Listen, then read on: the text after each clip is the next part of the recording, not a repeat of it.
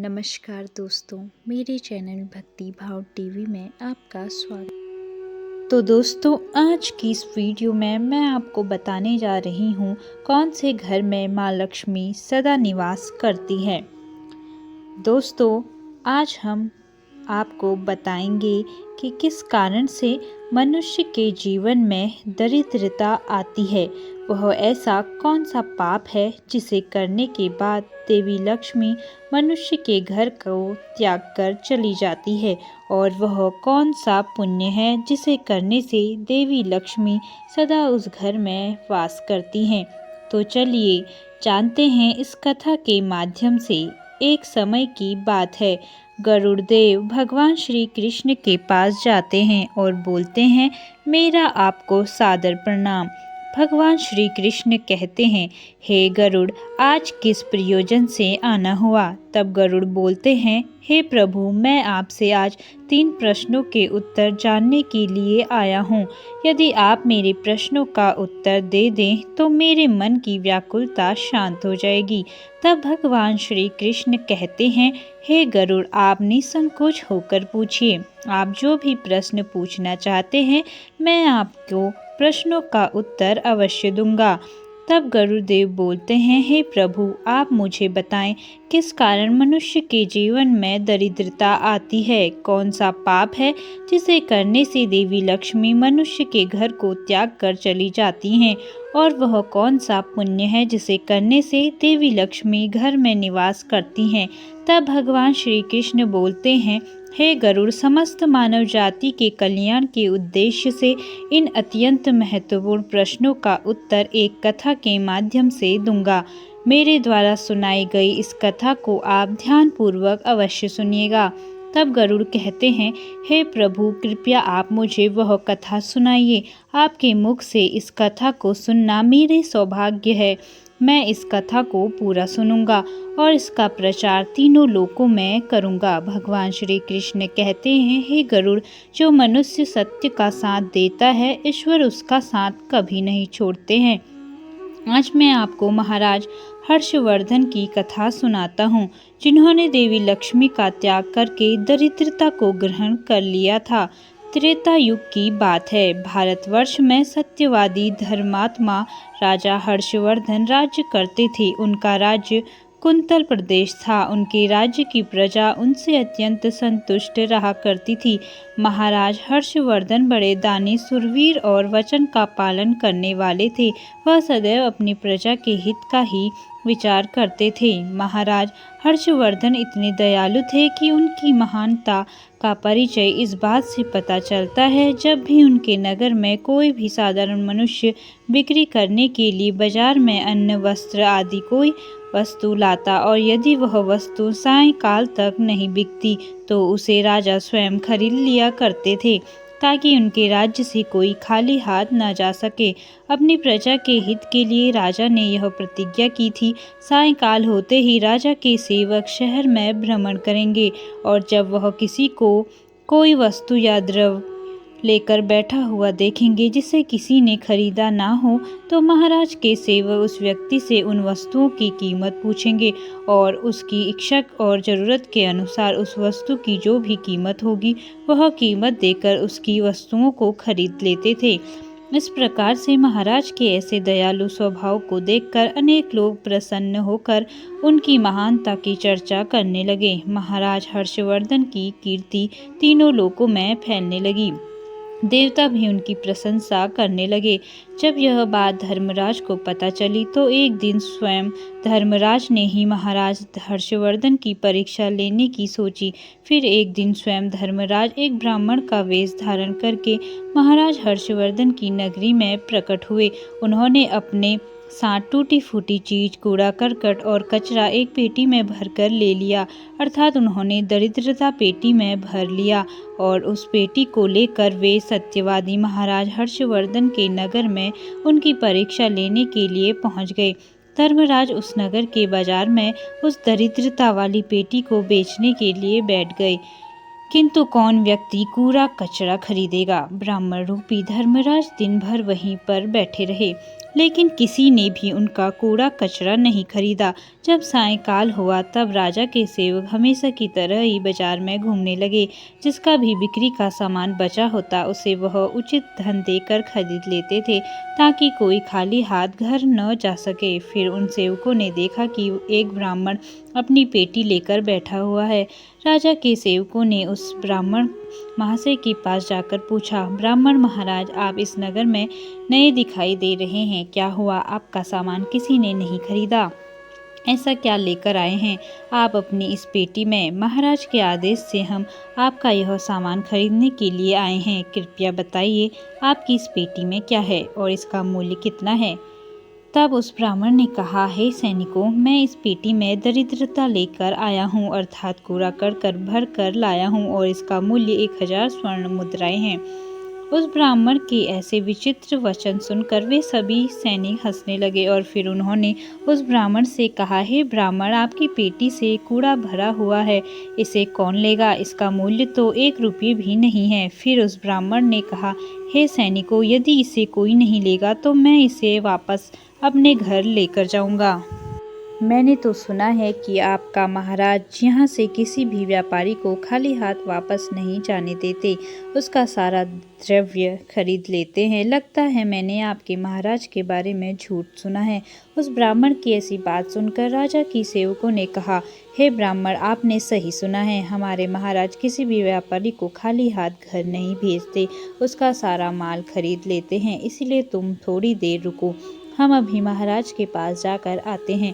फिर उनमें से एक सेवक महाराज हर्षवर्धन के पास जाता है और उनसे कहता है, हे महाराज, आज हमारे नगर के बाजार में एक ब्राह्मण आया है। वह बड़ा ही विचित्र है। वह अपनी पेटी में कूड़ा कचरा भरकर लाया है और उसका मूल्य वह 1000 स्वर्ण मुद्राएं बता रहा है। तब महाराज ने कहा, हे सैनिकों, तुम जाकर उसके सामान का मूल्य जो कम से कम हो सके उतना उसे देकर उसका सारा सामान खरीद लो। उसे उसकी वस्तुएं लेकर वापस मत जाने दो, अन्यथा मेरा वचन झूठा हो जाएगा। फिर राजा के सेवक उसे ब्राह्मण के पास जाते हैं और कहते हैं, हे ब्राह्मण, हम तुम्हारे इस पेटी का मूल्य 200 स्वर्ण मुद्राएं देते हैं। तुम इतनी मुद्राएं लो और प्रसन्नता से अपने घर चले जाओ। किंतु उस ब्राह्मण ने कहा, हे सैनिकों, मैं 1000 स्वर्ण मुद्राओं से 1 रुपये कम नहीं लूँगा। यदि तुम मेरा सामान खरीदना चाहते हो तो खरीदो, नहीं तो मैं अपना सामान लेकर वापस चला जाता हूँ। तब उन राजा के सैनिकों ने कहा, हे ब्राह्मण, ठीक है, अब हम तुम्हें इस पेटी के बदले 500 मुद्राएं देते हैं। इतना मूल्य तुम्हारे लिए सही रहेगा। लेकिन फिर भी वह ब्राह्मण नहीं माना और 1000 स्वर्ण मुद्राओं पर ही अड़ा रहा और कहने लगा, मेरा सामान लेना है तो कहो, नहीं तो मैं चला। तब फिर से वह सैनिक लौटकर राजा के पास जाता है और उनसे कहता है, हे महाराज, उस ब्राह्मण को हमने 500 मुद्राएं देने की कोशिश की, किंतु वह फिर भी नहीं मान रहा है। उसकी पेटी कचरा और दरिद्रता से भरा पड़ा है, लेकिन फिर भी वह 1000 मुद्राएं ही मांग रहा है। हे महाराज, आपको उसका कचरा 1000 मुद्राओं में नहीं खरीदना चाहिए। महाराज हर्षवर्धन कहते हैं, हे सैनिकों, यह मेरे सत्य की प्रतिज्ञा है। मैं किसी भी व्यक्ति को अपने राज्य से खाली नहीं भेज सकता। हम सत्य का त्याग कभी नहीं करेंगे। इसीलिए तुम लोग वह ब्राह्मण जो कीमत कह रहा है उसमें उसकी वस्तुओं को खरीद कर लेकर आओ, इसमें संकोच मत करो। फिर वह सैनिक उस ब्राह्मण के पास गए और 1000 मुद्राएं देकर वह दरिद्रता से भरी पेटी खरीद ली। फिर महाराज ने वह दरिद्रता से भरी पेटी राजमहल में रखवा दी। रात्रि में जब सोने का समय हुआ तब राजमहल से एक सुंदर सी स्त्री निकली। उसके 4 हाथ थे, हाथों में कमल पुष्प थे, उसने सुंदर आभूषण धारण किए थे। जब महाराज ने उस सुंदर स्त्री को देखा तो महाराज आश्चर्य में पड़ गए। उन्होंने उस स्त्री से पूछा, हे देवी, आप कौन हैं और इस रात्रि के समय में यहाँ क्या कर रही हैं? महाराज की बात सुनकर देवी बोली, मैं तुम्हारे राज्य की लक्ष्मी हूँ। आप सत्यवादी धर्मात्मा हैं, इसी कारण से मैं आपके राजमहल में निवास करती हूँ। किंतु आज आपके राजमहल में दरिद्रता आ गई है और जहाँ पर दरिद्रता रहती है उस स्थान पर लक्ष्मी निवास नहीं करती। आज आपके महल में पेटी भर के दरिद्रता आई है, इसीलिए अब मैं यहाँ से जा रही हूँ। तब महाराज हर्षवर्धन ने हाथ जोड़कर प्रणाम करके देवी लक्ष्मी से कहा, हे महालक्ष्मी, आपकी जैसी इच्छा। मैं अपने वचन और प्रतिज्ञा से बंधा हूँ। मैं अपना वचन नहीं तोड़ सकता। इस कारण से मैं उस दरिद्रता से भरी पेटी को लेने से मना नहीं कर सकता था। कृपया आप मुझे क्षमा कीजिए। तब देवी लक्ष्मी महाराज के राजमहल का त्याग करके चली जाती है। थोड़ी देर बाद राजा ने एक बहुत ही सुंदर युवा पुरुष को राजमहल के दरवाजे से निकलते देखा, तो महाराज ने उससे पूछा, हे देव, आप कौन हैं? यहाँ पर कैसे आए और आप कहाँ जा रहे हैं? उस सुंदर पुरुष ने कहा, हे राजन, मेरा नाम दान है। आप सत्यवादी धर्मात्मा हैं, सदैव धर्म का पालन करते हैं। इसी कारण से मैं आपके राजमहल में निवास करता था, किंतु अब देवी लक्ष्मी आपके राजमहल को त्याग कर चली गई हैं।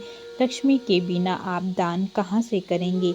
इसीलिए मैं भी आपको छोड़कर जा रहा हूँ। तब महाराज हर्षवर्धन बोले, हे देव, ठीक है, जैसी आपकी इच्छा, आप भी जा सकते हैं, किंतु मैं अपने वचन को तोड़ नहीं सकता। फिर वह दान भी महाराज को छोड़कर चला जाता है। उसके बाद अन्य एक सुंदर पुरुष राजमहल से निकलता हुआ दिखाई पड़ा। तब महाराज ने उससे पूछा, हे देव, आप कौन हैं और आप कहाँ जा रहे हैं? तब उस पुरुष ने कहा, हे राजन, मैं यज्ञ हूँ। आप सत्यवादी धर्मात्मा हैं। आप सदैव दान धर्म करते थे, इसी कारण से मैं आपके राज्य में निवास करता था, किंतु अब लक्ष्मी और दान आपका घर छोड़कर चले गए हैं, तो मैं भी जा रहा हूँ, क्योंकि लक्ष्मी के बिना यज्ञ नहीं किया जा सकता और दान के बिना यज्ञ संपन्न नहीं हो सकता। इसीलिए मैं भी आपका त्याग करके जा रहा हूँ। महाराज हर्षवर्धन ने कहा, हे देव, ठीक है, जैसी आपकी इच्छा, आप भी जा सकते हैं, किंतु मैं अपने वचन का त्याग नहीं करूंगा। फिर वह यज्ञ भी राजमहल को छोड़कर चला जाता है। फिर कुछ समय बाद अन्य एक अत्यंत सुंदर पुरुष राजमहल से जाता हुआ दिखाई देता है, तो राजा ने उसे भी पूछा, हे महाशय, आप कौन हैं और राजमहल छोड़कर क्यों जा रहे हैं? तब उस पुरुष ने कहा, हे राजन, मैं यश हूँ। आपके पुण्य के कारण मैं आपके घर में निवास कर रहा था, किंतु अब आपके यहाँ से लक्ष्मी, दान, यज्ञ आदि सब चले गए हैं, तो उनके बिना आपको यश की प्राप्ति नहीं हो सकती। इसी कारण से मैं भी जा रहा हूँ। तब राजा ने उसे भी नमस्कार किया और आदर पूर्वक जाने दिया। फिर उसके बाद अन्य एक अत्यंत सुंदर स्त्री राजमहल से निकली, जिसने सुंदर वस्त्र परिधान किए हुए थे। उसे देखकर राजा ने पूछ लिया, हे देवी, आप कौन हैं और आप किस कारण से मेरे राजमहल का त्याग कर रही हैं?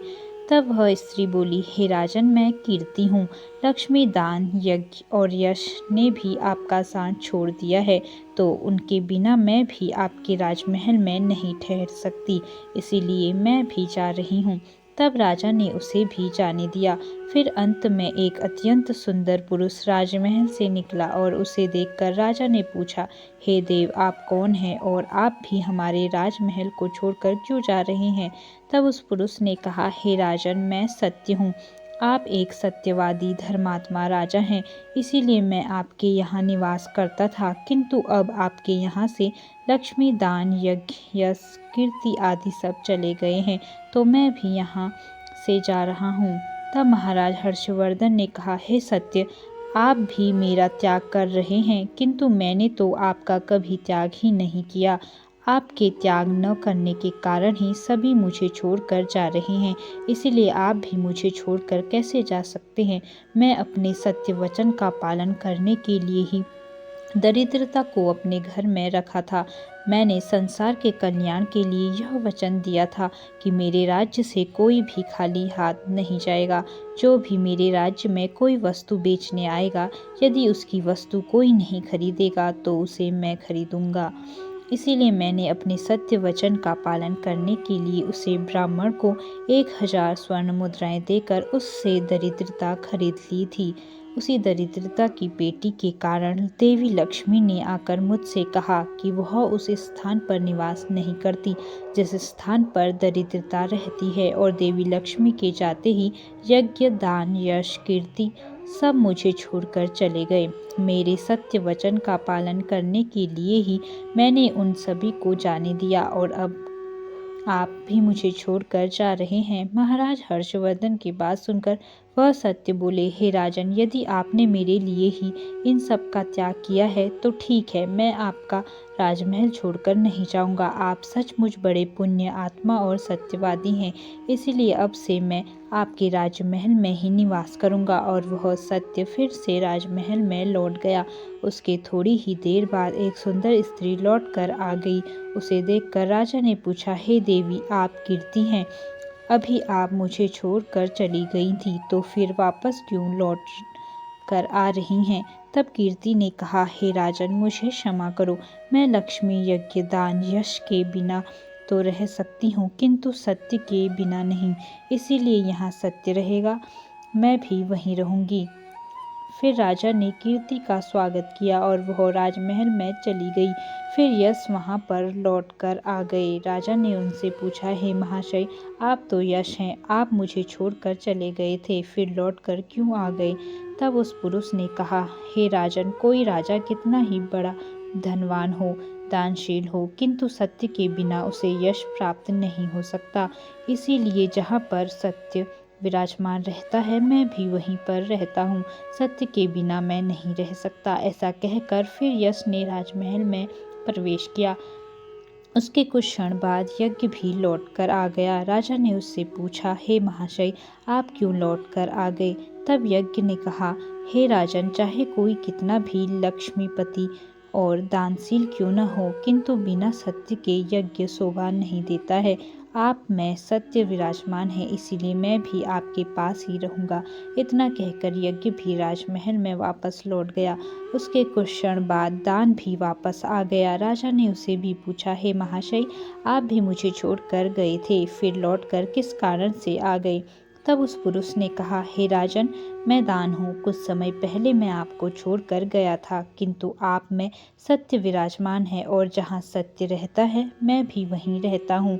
कोई मनुष्य कितना ही धनवान क्यों न हो, किंतु बिना सत्य के दान नहीं हो सकता। दान का महत्व सत्य से ही होता है, इसीलिए मैं भी लौटकर आ गया। राजा ने कहा, ठीक है, आपका भी स्वागत है। और फिर दान भी मैं राजमहल में चला गया और फिर उसके बाद साक्षात देवी लक्ष्मी लौटकर आ गई। राजा ने पूछा, हे माँ लक्ष्मी, आप वापस क्यों आ गई? आप तो मुझे छोड़कर चले गई थी।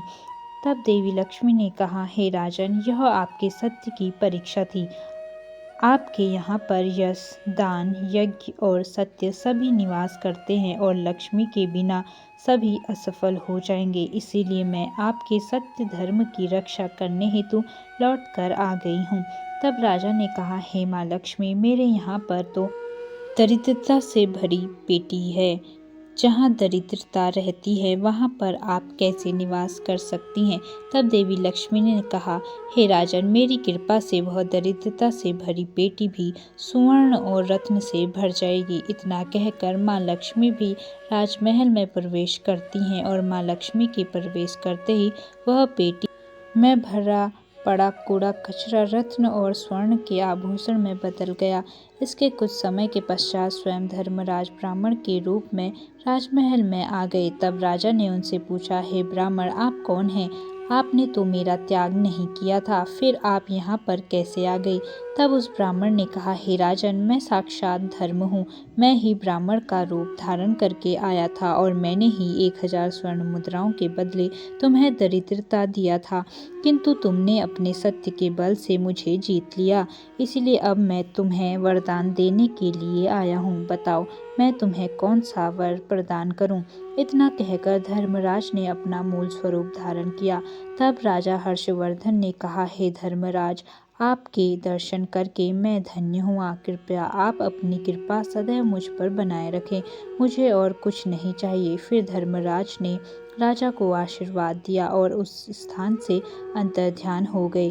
भगवान श्री कृष्ण कहते हैं, हे गरुड़देव, इस प्रकार से अपने सत्य धर्म के कारण ही महाराज ने सभी पर विजय प्राप्त की थी। इसीलिए मनुष्य को कभी भी सत्य का अनादर नहीं करना चाहिए, हमेशा सत्य का पालन करना चाहिए। जो सत्य की राह पर चलता है उसके पास लक्ष्मी, दान, यज्ञ, यश, कीर्ति सदैव निवास करते हैं। तो दोस्तों, इस प्रकार से भगवान श्री कृष्ण ने गरुड़देव जी को अत्यंत महत्वपूर्ण ज्ञान दिया। तो दोस्तों, कैसी लगी आपको यह कहानी कमेंट करके ज़रूर बताएं और ऐसी ही बहुत सारी कहानियों, कथाओं और जानकारियों को सुनने के लिए मेरे चैनल को सब्सक्राइब करें। धन्यवाद।